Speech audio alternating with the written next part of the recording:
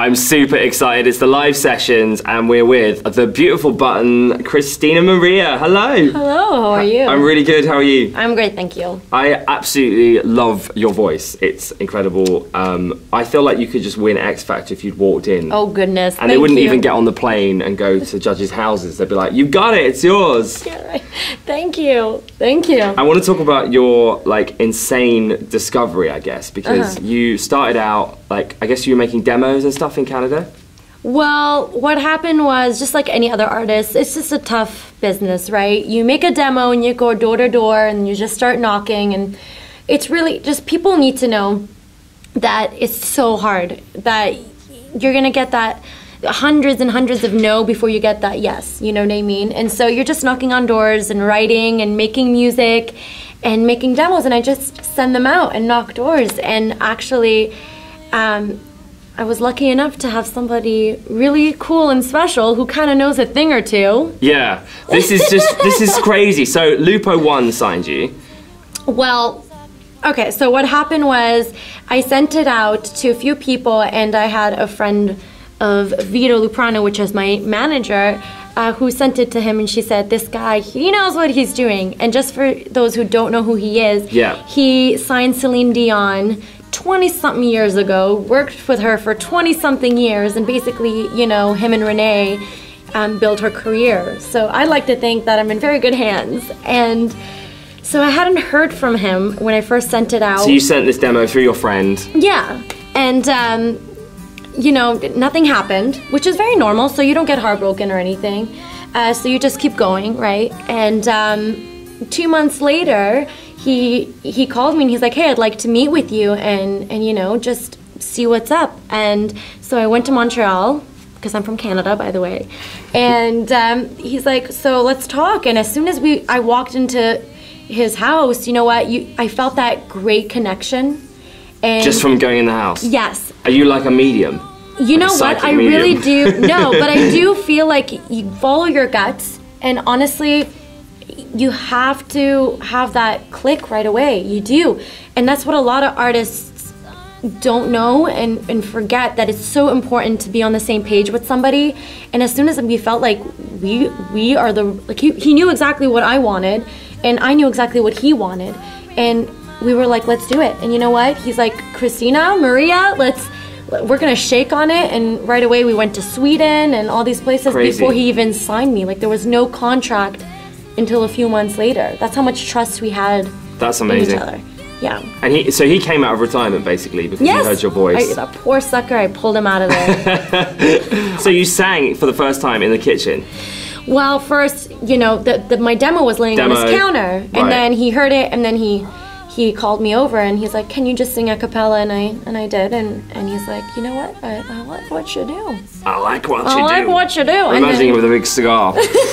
I like what you do. You're not far off. But yeah, then he's like, I'm gonna make you better. And so he did. He taught me so much, and he hooked me up with the most amazing people. And you've written with some pretty incredible songwriters since then. So you traveled the world. Yes. How was that experience? Like, did you learn a lot from sort of bouncing around from Sweden? Did you go to Angola? Of course. Yeah, Angola, yes. I don't know where Angola is. Yes, it's like St. Vincent, and then you get on a boat and you go 20 minutes in the water. Wow. It's like basically the beach. Amazing. It's incredible. So you learned, what lessons did you learn from doing all of that? Oh my gosh, listen, you go into this and you're nervous and you're like, holy cow, what is gonna happen?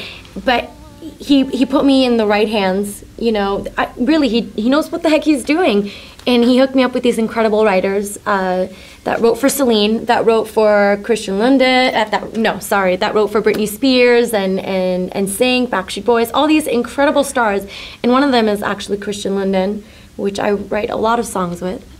One of them is "You Don't Have the Right to Cry" that he wrote for me, and you know. With each person, I feel like I'm a sponge and I just want to learn so much. And I'm so new to this, and I love learning. And you develop your vocal skills, you develop your writing skills, your studio skills. It's just incredible how much you grow, and you never stop growing. Absolutely. In this business. And you've been massively successful in Canada already. So your first album, Tell the World, got nominated for a Juno Award. Yes. Amazing. Thank you. You've been to #1. Yes. So now it's time to like own the world. Hello. I'm world. here, world. It's exciting, isn't it?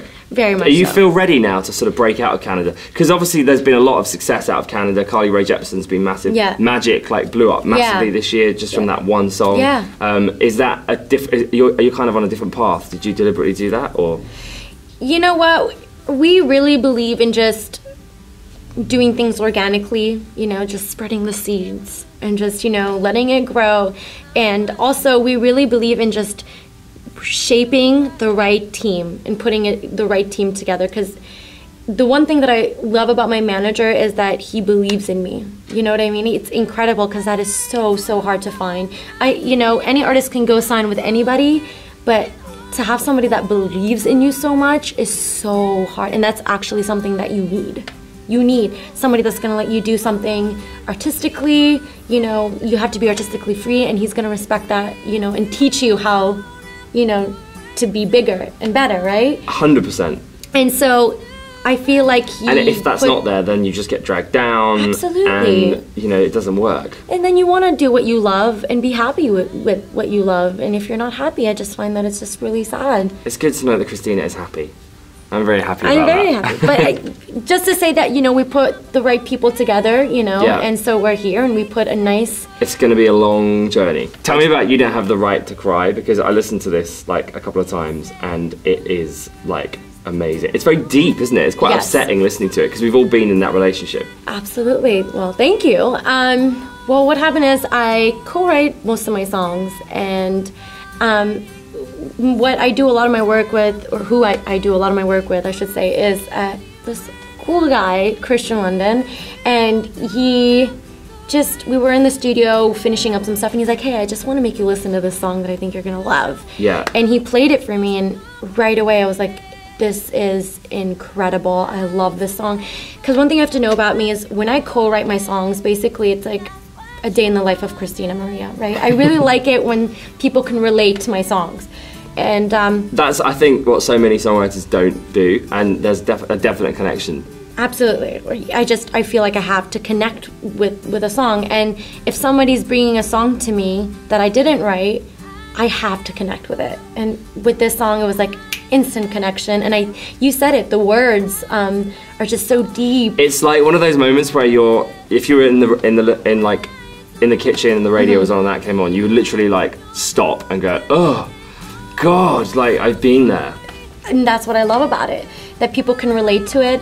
And you know what, we've all been there. It's a powerful song in a sense where it makes somebody feel like, hey, I'm worth it. You know what, no, you don't have the right to cry. You're the one that left me, you know, and now you're coming back and crying, and it's like, no, you don't have the right to cry. I am worth more than that. There's this incredible song by Sam Smith called Restart. Have you heard that? No, I haven't. You have to check that out. It's not the same, but it's got like a similar message, like, you know what, go away now.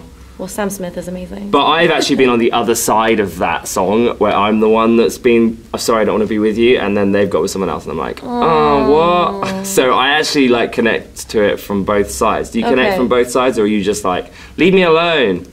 No, obviously, you know, we're human. I'm a human. Obviously, everybody makes their mistakes. We all have feelings, and they're unpredictable how we feel, right? One day you can wake up.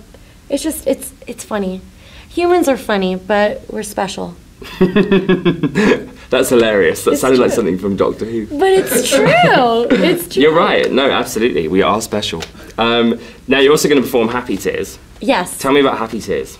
Well, that's another song that I feel like I really connected with, and it's about this love that you have for a person that is so overwhelming and beautiful that you just want to cry happy tears.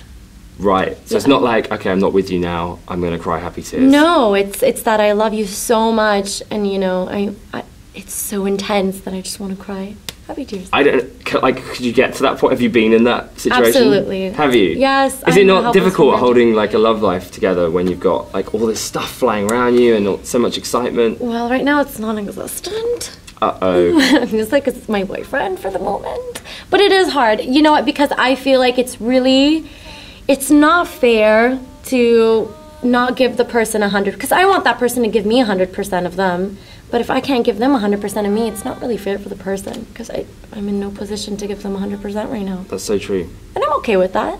I think that's cool. Yeah. Definitely. So Happy Tears is all about like meeting the one. Yeah. And I'm guessing at some point you might have time for that. But right now, there's too much happening. Yeah. 2015, tell me about the next year. What's happening?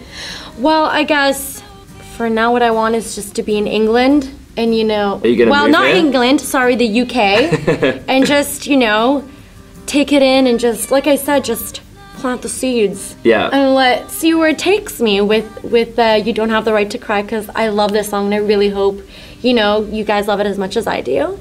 But I guess in the long run, obviously, like the plan is for 2015 for me to take over the world. It went pinky in the brain all of a sudden. Absolutely. So you've got plans to be in the UK a lot in the next 12 months? Hopefully, absolutely. I would love to be. Yeah. But we would love that too. When are we getting an album here? You know what? Because you're already on your second album in Canada. Well, you know what? I feel like they say that the Beatle days has come back, because lately it's really singles, you know, it's all about the singles. So I think what we're gonna do is probably just come out with 2-3 singles and then probably come out with the album and see where that takes us. But you know how it is, nobody's really going for the singles now that we have iTunes. People can just pick and choose what they want. I mean, having said that, Taylor Swift's album is #1 in 80 countries around the world. So albums do work, I guess. It's just how much like oomph you get behind it. Exactly. So we need lots of oomph from you to make it happen. Yeah. Christina, it's been such a pleasure to meet you. Like, I'm so excited about your future. Now we need to go on Tinder and find you a boy. Swipe. Thank you so much. Thank you so much for having me, guys.